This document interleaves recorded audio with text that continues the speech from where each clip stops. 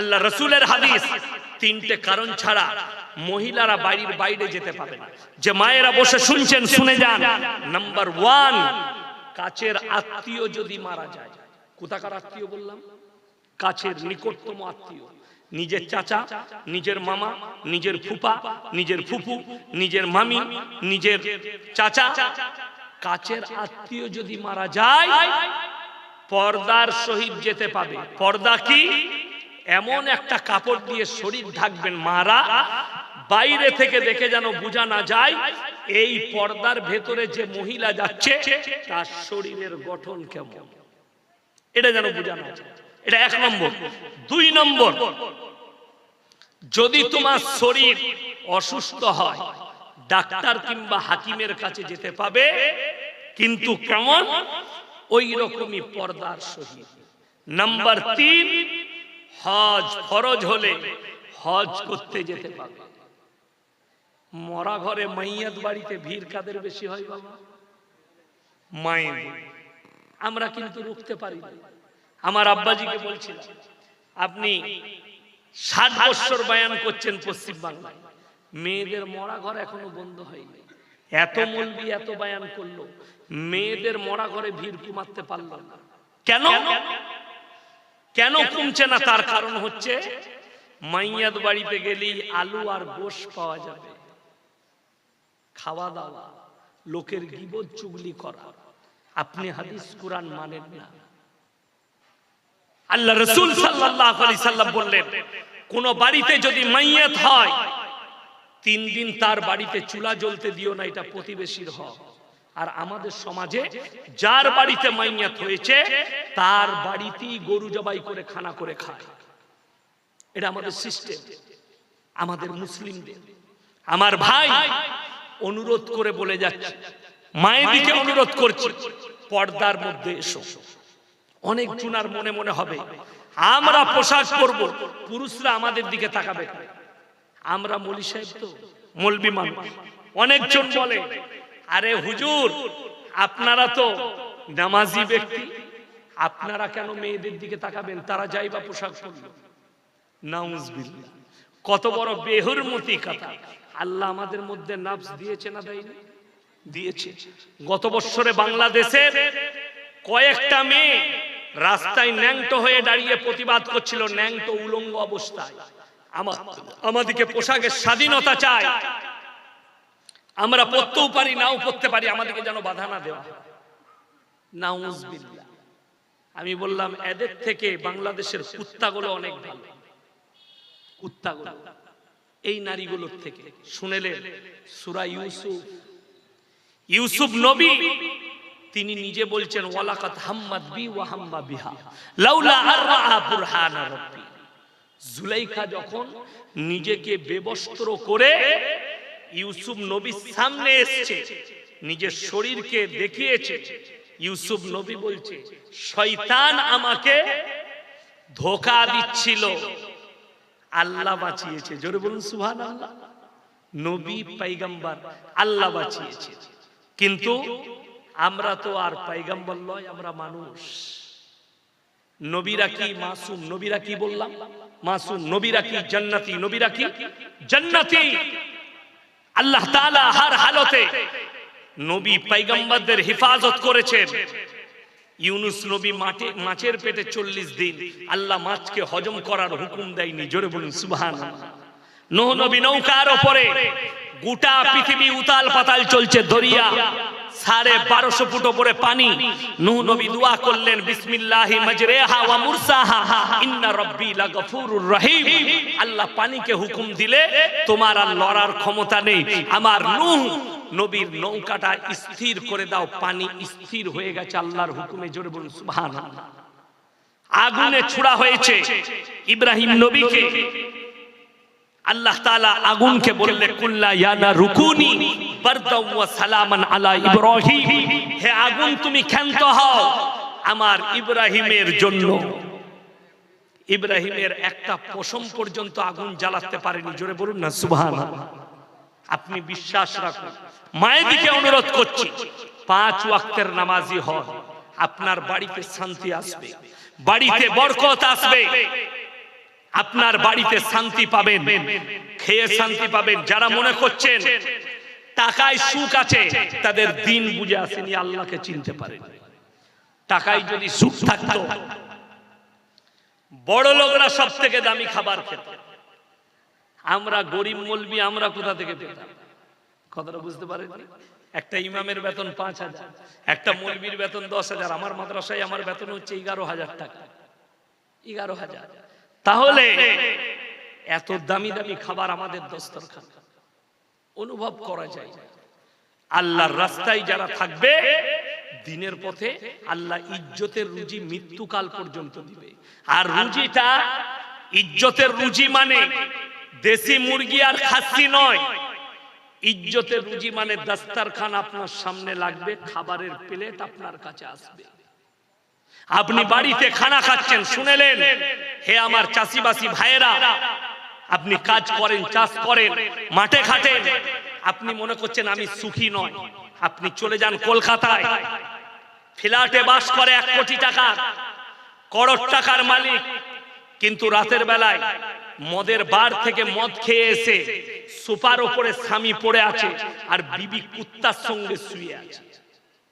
আর আপনি এশার নামাজ পড়ে মসজিদে দোয়া করে গিয়ে বাড়িতে বিবির সঙ্গে একটা দস্তরখানে খানা খেয়েছেন, সবজি দিয়ে ভাত খেয়েছেন, না হলে ডাল। ফজর পর্যন্ত বিবির গলায় হাত রেখে ঘুমাতে পেরেছেন। আল্লাহর কসম, তুমি ওই কোটিপতির থেকেও আল্লাহ তোমাকে সুখী করেছে। জোরে বলুন সুবহানাল্লাহ।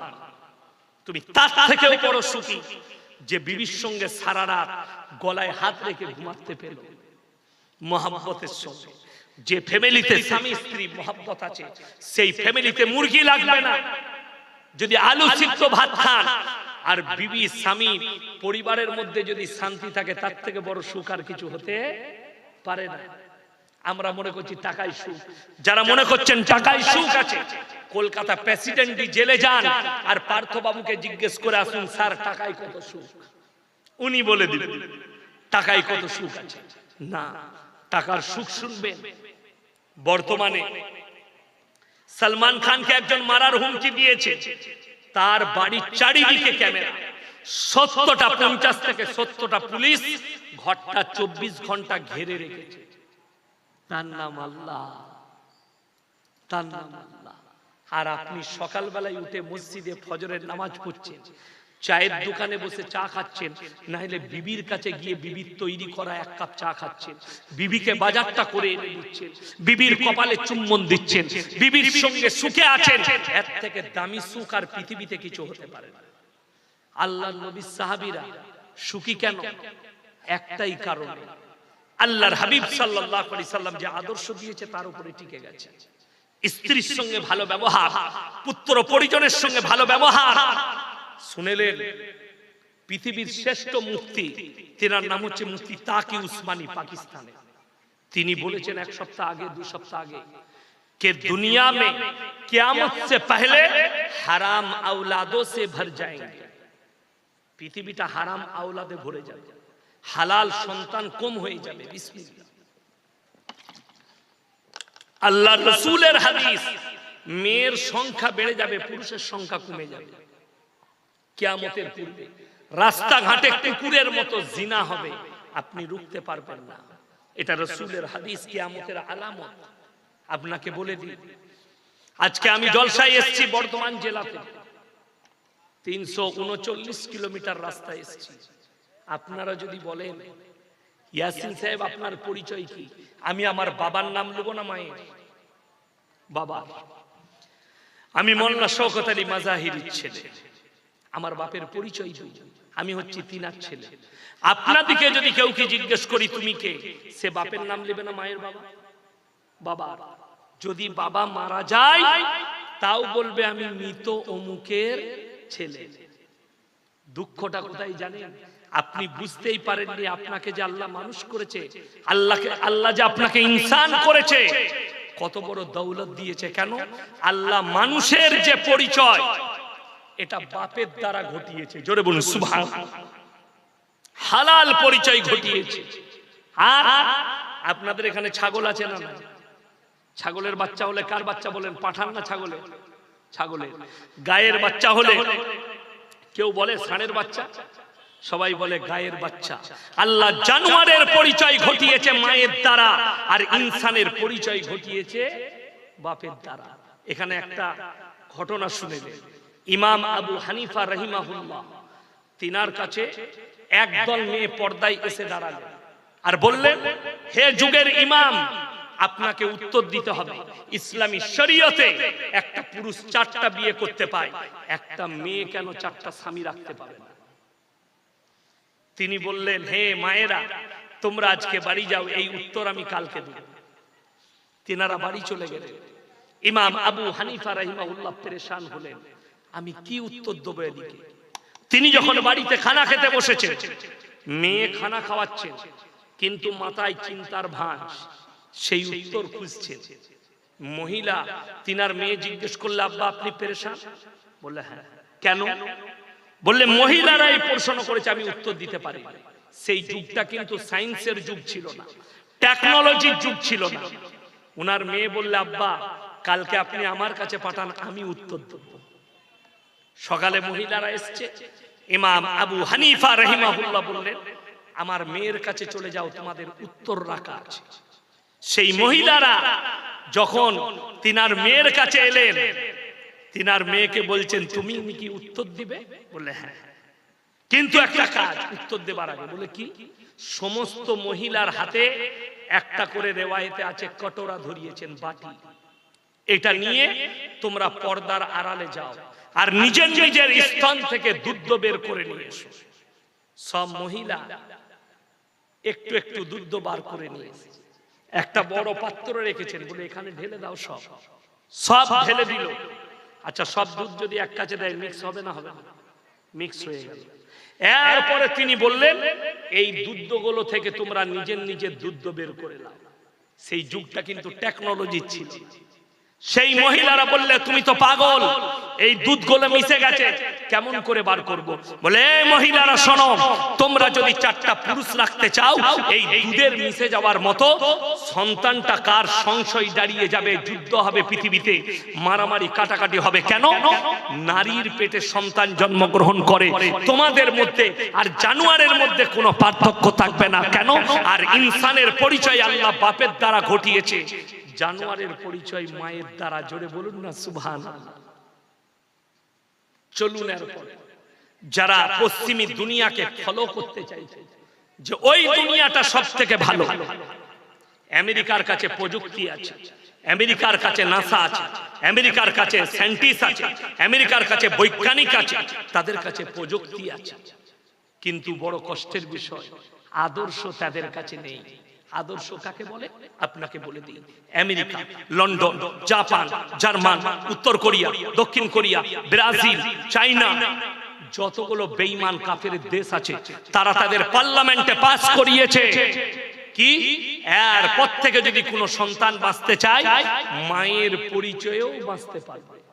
যারা যুবক আছে, যারা ফুটবল খেলা দেখে, ফুটবল খেলে, দামি প্লেয়ার যাকে ফুটবল সম্রাট বলা হয়, তার নাম হচ্ছে দিয়েগো মারাদোনা।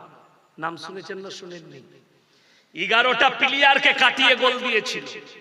সে যখন বিয়ে করতে গেছে, তার 9 বছরের মেয়েকে সাথে করে নিয়ে গেছে। সেটার নাম কাফেররা, বেঈমানরা দিয়েছে রিলেশনশিপ। বিয়ের আগে ছেলে। আগে দেখবেন ছোটবেলায় আমার বাপ চাচারা আমাদেরকে কি বলতো, এই তোর বাপের বিয়ে দেখেছিস? বলতো না? বলতো। কিন্তু এখনকার ছেলেরা বাপের বিয়ে দেখছে। লিওনেল মেসি তার 5 বছরের ছেলেকে নিয়ে তার মাকে বিয়ে করতে গেছে, মানে বিয়ের আগে ছেলে। সিস্টেম কি বার করেছে শুনে নে। তোমার সঙ্গে রিলেশনশিপে থাকবো, ছেলে হবে, যা হবে ঠিক আছে, যদি মনোমিলন হয়, যদি মিল খায়, থেকে যাব, বিয়ে করব। যদি মনের মিল না হয়, তুমি আলাদা, আমি আলাদা, আবার আমি অন্য পুরুষ ধরবো। আর এই হারাম সন্তানগুলো মায়ের পরিচয়ে বাঁচবে, কিয়ামতের সকাল পর্যন্ত ইসলামে হারাম। মুসলমানদের কাছে সব থেকে বড় পাপটা দ্রুত গতিতে যেটা ছুটে এসছে, তার নাম হচ্ছে পরকিয়া। লোকের বউকে নিয়ে পালিয়ে গিয়ে ঘর করা। বিসমিল্লাহ। কেমন করে? আপনি যদি শুনেলেন এখনকার সমাজের লোক নামাজ পড়ছে অথচ লোকের বউকে নিয়ে পালিয়ে এসে ঘর করছে, অথচ সে নিজেকে মুসলমান ভাবছে, মুমিন ভাবছে। মুমিন নয়, সে বেঈমান। কোরআনকে অস্বীকার করেছে, রাসূল সাল্লাল্লাহু আলাইহি সাল্লামের আদর্শকে অস্বীকার করেছে, সে আর মুমিন থাকতে পারে না, সে বেঈমান হয়ে যাবে। যতক্ষণ পর্যন্ত তার আগের স্বামী তালাক না দিচ্ছে, পৃথিবীর যদি কাবা ঘরের ইমামকে নিয়ে এসে ইজাব কবুল করার নিকাহ পড়ার নিকাহ হবে না। স্বামী তালাক দেবে, 3 মাস 10 দিন নারী ইদ্যত পালন করবে, তারপরে অন্য পুরুষ গ্রহণ করতে পারবে।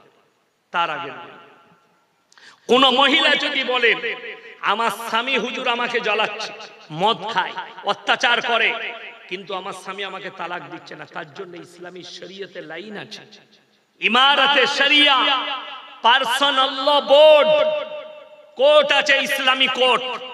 আপনি যাবেন, স্বামীর কাছে প্রথম মাসে একটা চিঠি যাবে, চিঠিতে লেখা থাকবে আপনার অত্যাচারের কথা। স্বামী যদি উত্তর না দেয়, দ্বিতীয় মাসে চিঠি যাবে, উত্তর এলো না, তৃতীয় মাসে চিঠি যাবে, উত্তর এলো না, তার নাম হচ্ছে খোলা তালাক। তারপরে তুমি ইদ্যত পালন করবে, অন্য স্বামী গ্রহণ করবে।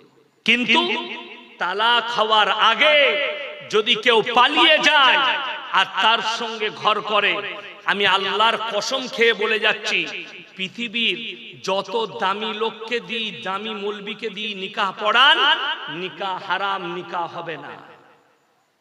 এই কথাটা মুসলমান নারী পুরুষকে বুঝতে হবে। ইসলামে কিয়ামতের সকাল পর্যন্ত হারামটাকে হালাল করা যাবে, যাবে সকাল পর্যন্ত কিয়ামতে। ওই জন্য প্রত্যেকটা ভাই ইমানের উপরে টিকবো। জোরে হাত তুলে বলুন ইনশাআল্লাহ। আমরা আমার ইমানকে মজবুত করব, বিবিদিকে দিন বুঝাবো, ইসলাম বুঝাবো। আমার ভাই, আপনি অবাক হবেন বেঈমান কাফেররা কিভাবে আপনার ঈমানগুলোকে চ্যুত করছে, আপনাকে লাইনচ্যুত করছে, আপনি অনুভব করতে পারবেন তারা কিভাবে করছে। আপনি কি ভেবেছেন তারা আপনার পেছনে মেহনত করেনি? 24 ঘন্টা মেহনত। সবথেকে দামি মেহনত যেটা কামিয়াব হয়েছে তার নাম মোবাইল। এই মোবাইলটা 90% ক্ষতি করেছে, 10% লাভ পেয়েছে। লাভটা কার? যারা ব্যবসায়ী তাদের, যারা কাজ কারবার করে তাদের। আপনার সন্তানকে মোবাইল দিয়েছেন, ক্ষতি করেছে। আপনার মেয়েকে মোবাইল দিয়েছেন, ক্ষতি করেছে। বড় ক্ষতি যতগুলো ছেলে মেয়েকে তাদের বাবা মারা মোবাইল কিনে দিয়েছে, আর এই মোবাইলের দ্বারা জিনায় লিপ্ত হয়েছে, ওই পাপের ভার মা বাবারাও পাবে। লিখে নিয়ে যান, মা বাবারাও পাবে। বেশিরভাগ স্কুল কলেজের ছেলেরা নিজেদের যৌবনকে শেষ করে দিচ্ছে বিবাহে, তারপরে তাদের দাম্পত্য জীবনটা শেষ হয়ে যাচ্ছে। পুরুষের দাম্পত্য জীবন শান্তি নেই, সুখ নেই। তারা মৌলবীর কাছে ছুটছে, ডাক্তারের কাছে ছুটছে, ওষুধওয়ালার কাছে ছুটছে, যে যা হোক করে ওষুধ দেন, আমার যৌবন ক্ষমতা শেষ।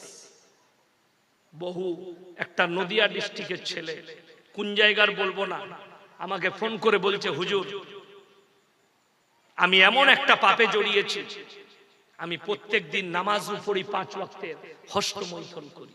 আমি বললাম নাউজুবিল্লাহ, তুমি এত বড় পাপে জড়িয়ে কি করব হুজুর, কি করে বাঁচবো? আমি বললাম তোমার কাছে মোবাইল কি আছে? বললে অ্যান্ড্রয়েড মোবাইল আছে, স্ক্রিন টাচ। আমি বললাম মোবাইল বেচে দাও, ছোট মোবাইল কিনো কথা বলার জন্য।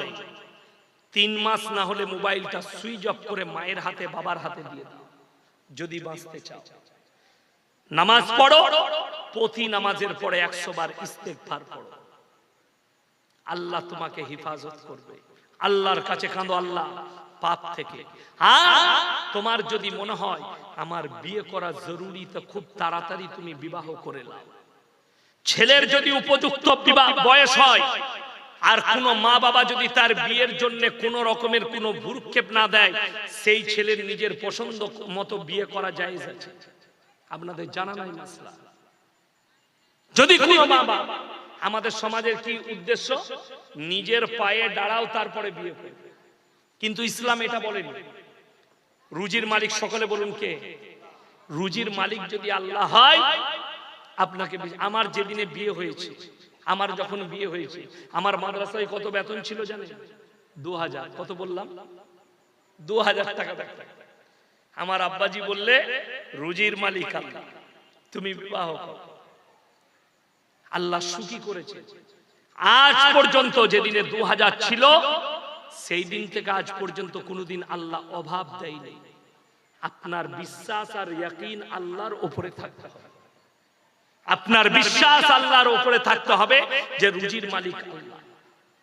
ওই জন্য তো কোরআনে আছে, ওয়ালা তাকতুলু আওলাদাকুম খাশিয়াতা ইমলাক নাহনু নারযুকুহুম ওয়া ইয়্যা। তোমরা দরিদ্রতার ভয়ে তোমাদের সন্তানকে কতল করো না। যারা মায়ের পেটের বাচ্চাকে নষ্ট করে, কতল করে দেয়। আমি একজন আমার উস্তাদকে জিজ্ঞেস করলাম, मुफ्ती यूसुफ से ताउली कि हजरत जो लोग अपने पेट के कोख के बच्चे को कत्ल कर मार देते हैं दवाई से, इंजेक्शन से, इनका क्या होगा? हजरत बोले, भाई उनको कहो कि अल्लाह से माफी मांगे और अल्लाह का मर्जी है या माफ करे या ना करे, यह अल्लाह का मर्जी है। बड़ो पाप পেটের সন্তানকে কতল করা। যারা মনে করছেন আমার স্ত্রীর পেটে 5 মাসের বাচ্চা নষ্ট করে দিয়েছি, লিভার প্রয়োজন মনে করিনি, অভাবের ভয়ে, তারা কান খুলে শুনে যান। যারা অভাবের ভয়ে নষ্ট করেন আর মনে মনে ভাবছেন রক্ত হয়ে নেমে গেছে পিশাবের রাস্তা দিয়ে, পায়খানার চেম্বারে, নদ নদী নালায় পৌঁছে গেছে, তাদেরকে কোরআন শোনাচ্ছি। 29 পারা সূরা কিয়ামা। আল্লাহ কসম খেলেন, লা উকসিমু বিয়াউমিল কিয়ামা, আমি কসম খাচ্ছি কিয়ামতের দিনে, ওয়ালা উকসিমু বিন্নাফসিল লাওয়ামা, আর আমি কসম খাচ্ছি ওই সমস্ত আত্মার, আয়াহসাবুল ইনসানু আল্লা নাজমা ইদামা বালা কাদিরিনা আলা আন নুসাউবিয়া বানানা। যারা মনে করে আমরা মরে যাওয়ার পরে, মিটে যাওয়ার পরে আল্লাহ পুনরায় কি করে দাঁড় করাবেন, আল্লাহ উদাহরণ দিয়েছেন কোরআনে। এক জায়গায়, অন্য জায়গায় বলেছেন, এই যে ঘাস দেখছেন এগুলো বৃষ্টি হওয়ার কারণে বের হয়েছে না হয়নি? বৃষ্টি হওয়ার কারণে। আচ্ছা, বৈশাখ